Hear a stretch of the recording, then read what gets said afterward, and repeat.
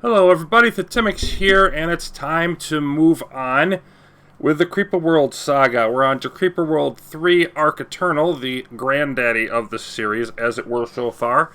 And once again, this is going to be a blind playthrough with a caveat. I am starting from the beginning here. I've reset my progress. I did get through about 10 or 12 missions. But it was a while ago. I was getting curious and getting a little bit too far ahead of myself. And there are also a couple other reasons. Some of the videos were not very good, playing while I was tired or distracted. I want to be able to keep up with, suggestions people make in the Something Awful Forums thread. So that was a reason for it. So basically, I just restarting here, but with the size of this game, it's not that far into it. So, Creeper World 3 is essentially the granddaddy of the series. It's the biggest, most well-regarded one so far, as Creeper World 4 is in development for some point in the future. So to start off with here at the beginning, it's rather obvious. We start at the Arc Eternal, and says it's the story mode. Play and complete missions to unlock other sectors. And we've got all this locked stuff. Tormented space, vast and tormented region, free as many systems as possible in these, quote, challenging worlds. And we've got to complete some Arc Eternal missions of an unspecified amount to get to that. The Prospector Zone, same deal. We've got to unlock it in Arc Eternal. Many worlds, many artifacts is Odin. Play missions, collect as many artifacts as you can. Projects, make your own custom worlds. We have to actually complete 5 Arc Eternal missions before we get access to the mission editor, apparently. A colonial space, the online metaverse. We've got to do a certain amount before we can unlock that. There's Alpha Sector. We have to complete all Arc Eternal missions to get into that. Says precursor worlds. Before spaces, we know it was formed. These worlds were the pillars of reality. So that appears to be a third official group of, custom things. The credits are locked. What could be so special about the credits that they're locked? Complete first 10 Arc Eternal missions. Well, there was a credits mission that we went through in Creeper World 2, thanks to a tip I got, so I bet that's a similar thing.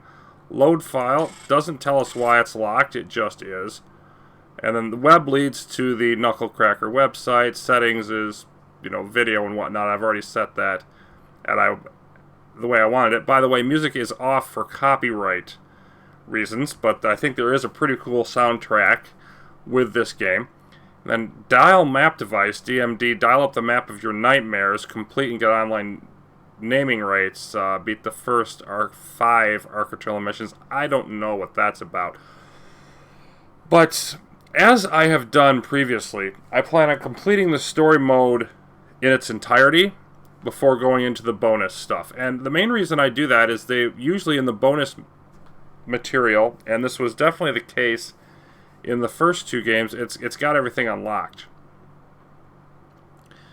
So, I don't want to see something in the bonus material that I haven't actually unlocked via the story. That seems to be backwards.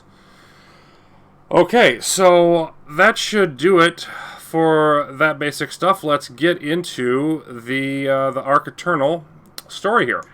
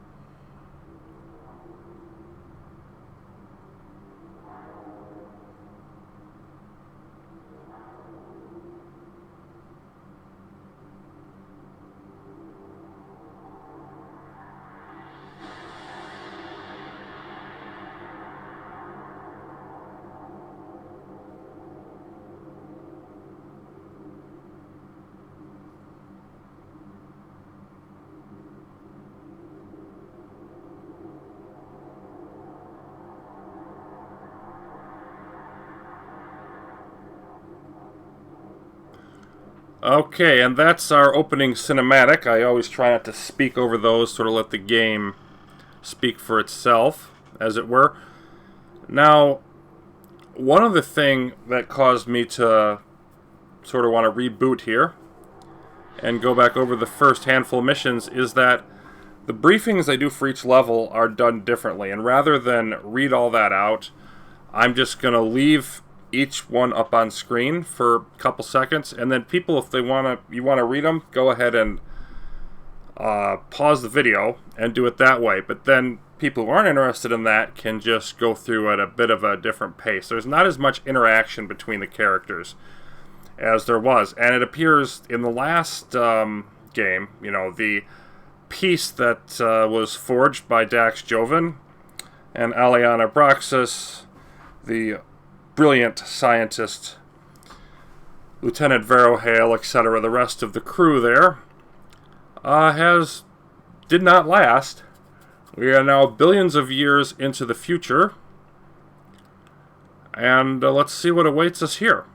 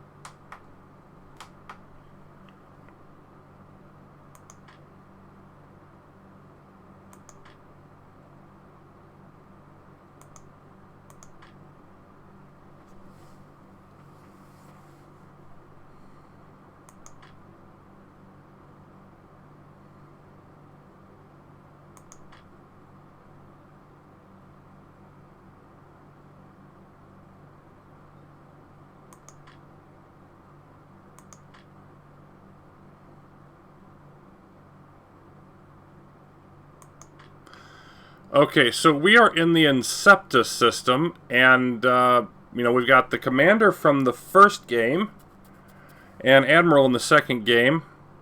Skarsgård Abraxas is apparently our hero for this one, and we can zoom in and out here. We can't, sector map, warping currently locked, so we're stuck in this sector, so this is sort of the Inceptus sector, and if we want, we can make the planets not orbit. I don't know why I would want to do that. Let's have them do it, and we can sit on here for as long as we want. There's not like a time constraint, but this is sort of our ship. This is where we are, and 5 billion years into the future, so obviously everybody that Skarsgård Abraxas knew is dead. All of the characters we've known before, and I have to really wonder about Platius here. Because, he had better have had a darned good reason to put Abraxas in this cryostasis or whatever for that long, and not even tell him he was doing it or why. There's all the conversations at the end of the first Creeper World where it says, we need to do this, and he's communicating with him and all of that stuff, and this time he just, shoves him into stasis, and here you go. So, Carcere, if we were to go here, the planet is shielded, keys needed from the planet Tempus. So we've got to get shield key to get to unlock that. So over to Tempus we go then. We can look at the scores, we're not concerned with that, or we can just dive in. Okay, now this one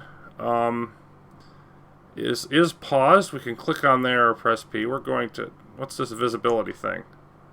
Okay, we can show or hide various things to make the map more or less cluttered. Okay, I think we'll just leave it on the defaults.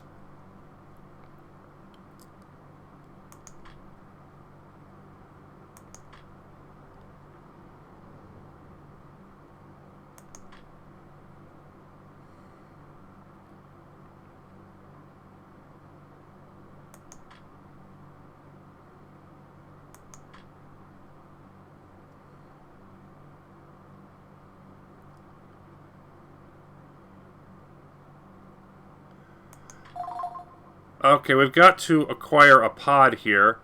And now, time is moving again. I want to pause it again. Dozens of human civilizations. We haven't heard from the last one in many thousands of years, which means that, as far as we know, Abraxas is the last human alive in the galaxy. And anywhere in the universe, in fact. That is a rather terrifying thing.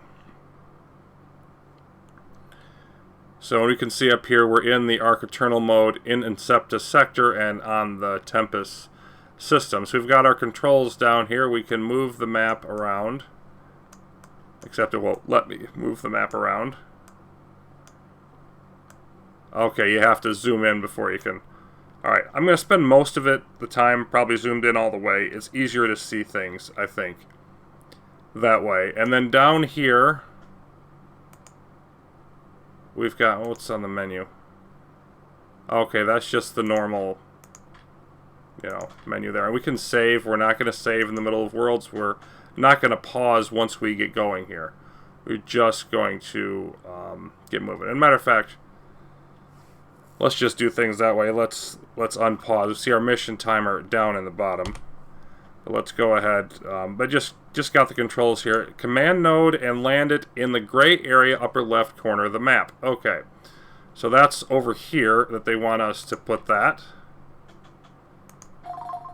Okay, so this is our instructions. Build collectors and connect them to the command node. Spread them out for maximum energy collection. The more green you see, the more energy you produce. Well, under the structures here, we've got these two are locked. We've got weapons. There's a cannon and a nullifier. We're very familiar with the nullifier. Looks like that's probably a new kind of weapon. Maybe a blaster type. Titans, they're locked. Orbital is just the command node. Structure is the collectors. Okay. So command node, whatever Titans are, weapons, and the structure. Okay, so we need 10 of these.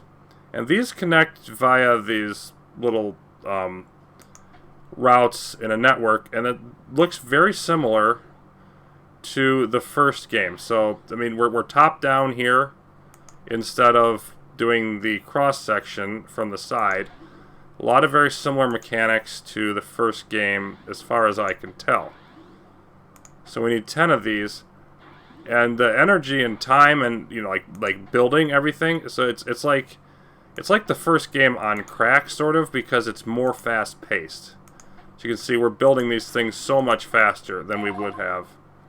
Okay, weapons are required for destroying the creeper. Duh. So we're going to be careful to not overbuild and exceed your energy production. Build 3 pulse cannons now. Alright.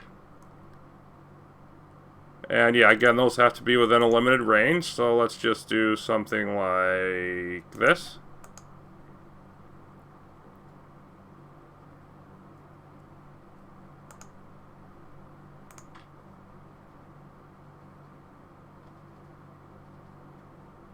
Okay, and they're active. You see the white ones going for construction and then red ones for ammo, like before. Now spread your network and defeat the blue creeper emitter. You will need to build a nullifier near the emitter to destroy it. Also, don't forget to connect your network to the pod behind the emitter. That's this over here. That's the shield key, health of 100%. We can deactivate or disarm it. Don't need to do that. Okay, so we need to expand our network, first of all. I just kind of want to move out in this general direction.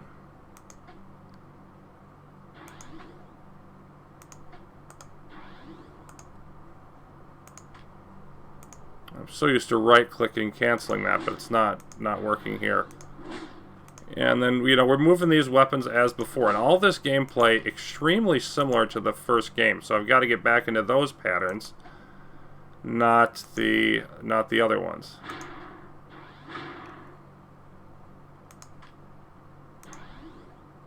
Let's get out here, and you can see, yeah, we should be pretty close to being in range now. I want to get an idea how much this energy drain is going to be. Oh, doggone it. Connect back up.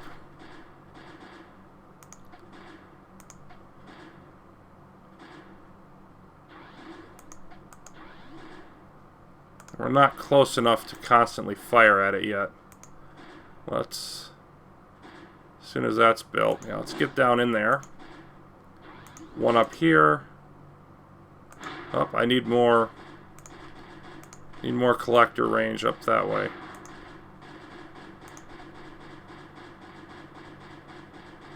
And you can see the terrain much more nuanced as well.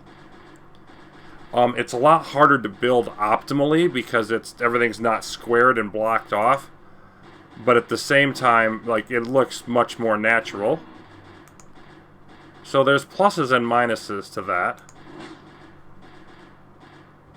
But I think I want to keep my cannons up on the ridges here. Why is this not... Okay. What is the key to not... Let's see if I put space. Okay, it's spacebar. Spacebar will work. I can live with that. Just move out there. I gotta get used to all this being so different. Yeah, I want to stick one of you right up in there.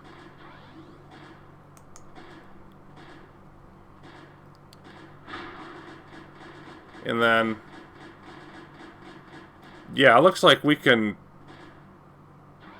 operate a bunch of these with the collectors that we have. So, I just want to build around here.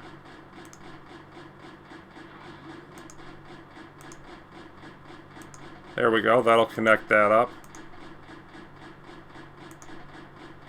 This isn't connected. Let's fix that problem. Okay. So then, let's see, move over here. Now I want some more cannons. I sort of want to surround this thing. Let's put another one in there. One here, one here, one over here. I just want to surround this with weapons. And let's just see how that works.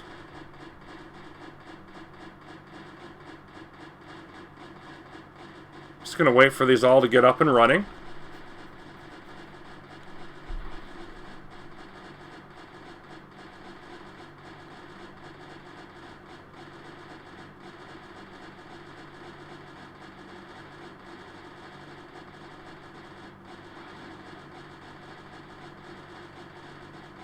You can see, like before, like you can't send out the construction packets until it has a way to get there. So building out the network to various places quickly is vital. And it looks like we actually have the firepower for more than this, but I don't think we need it. Yep, there goes our pod. Collected carcere, whatever, shield key, system communique. Then it says defeat the emitter with a nullifier to complete the mission. Well, let's do that. You can see we have the same thing as before, where it's red if it can't, like, even if it's close enough to connect to collector, it's going to be red. You have to get it close enough to where it says that targets thing. Targets 1. So I'm assuming that means it can, like, nullify more than one thing at a time. I don't know if I've actually done that in this game, but that's the way the first one, or the last one rather, worked, Creeper World 2. And this is also obviously a holdover from that game, so not everything's from the first one, but the general gameplay with building out your network and the way the packets flow instead of just flowing wherever is there. And now we've cut off this over here. So let's just, it looks like this is built. And then it's got to... Okay. So it's got to power... It's got to build, and then it's got to get the fuel. Yeah, ammo out of 50. Okay. And we've got deactivate, disarm, and stop the resupply. And we have achievement progress. The Vero Hail Award. You notice that there was 50 of those. That's a little bit scary. I just want to check on some of the other things here. Like we can see these. We can deactivate, disarm, or stop the resupply on those as well, or destroy them. We can target Creeper, Digitalis, or Runners. We don't have Digitalis or Runners yet. And then the collectors, we can deactivate them, or disarm them, or destroy. So we've got various options with that. Let's go ahead and leave this world.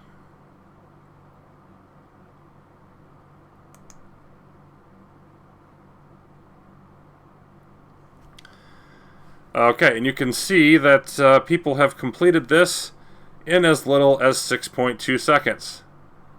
That is just scary. Obviously, we're not going to... I mean, I could have done it faster than just under 9, obviously. And it tracks like before the top 250, yeah. Which would be in just under a minute. We're not going to worry about that. The goal is just to finish it. And a shield around Carceres has been lowered. Fly there and engage ground operations.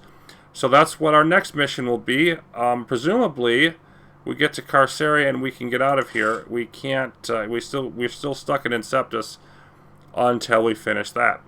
So thanks for watching this opening of Creeper World 3 Arc Eternal. I hope you're enjoying it and excited as I am about getting through this well-regarded game. And I'll be back with more soon.